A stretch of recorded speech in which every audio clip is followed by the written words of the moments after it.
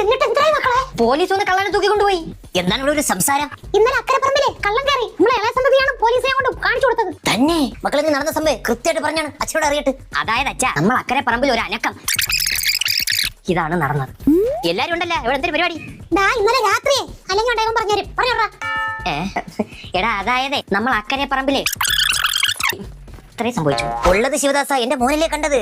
ഒരു മിനിറ്റ് മക്കളെ. ശിവദാസ മാമനെ ഇന്നലെ നടന്ന കാര്യങ്ങൾ ഡീറ്റെയിൽ ആയിട്ട് പറഞ്ഞു കൊടുത്താണ്. ഹലോ ശിവദാസ മാമ, അതായത് നമ്മൾ അക്കരെ പറമ്പിലെ ചിത്തോളുണ്ട്. ഭാഗ്യത്തിലൊന്നും സംഭവിച്ചില്ല. ശാരദ കൃപ കവിത ഓടി വരൂ. ചിത്തു ഫ്രീ ആണ്. കഥ കേൾക്കാം. ഒരാശോട് പറയൂ കള്ളന്റെ കഥ. അയ്യോ, കഥ പറഞ്ഞു വായൊക്കെ കഴിക്കണം. മക്കളെ നീ വൈകുന്നേരം ഫ്രീ ആണ്? എന്താണമ്മ? വൈകുന്നേരം 5 മണിക്ക് അയൽക്കൂട്ടം പെണ്ണുങ്ങൾ ഇങ്ങോട്ട് വരാമെന്ന് പറഞ്ഞു. ഇനി കള്ളന്റെ കഥ കേൾക്കാനേ പറഞ്ഞു കൊടുക്കണേ. പ്രിയപ്പെട്ട നാട്ടുകാരെ, ഞാൻ പറയാൻ പോകുന്നത് ഇന്നലെ ഞങ്ങളുടെ പറമ്പിൽ കള്ളം കയറിയ കഥയാണ്. എല്ലാവരും ശ്രദ്ധിച്ച് കേൾക്കണം. ഇനി ചോദിച്ചോണ്ട് വരരുത്. അതായത് ഞങ്ങൾ അക്കരെ പറമ്പില്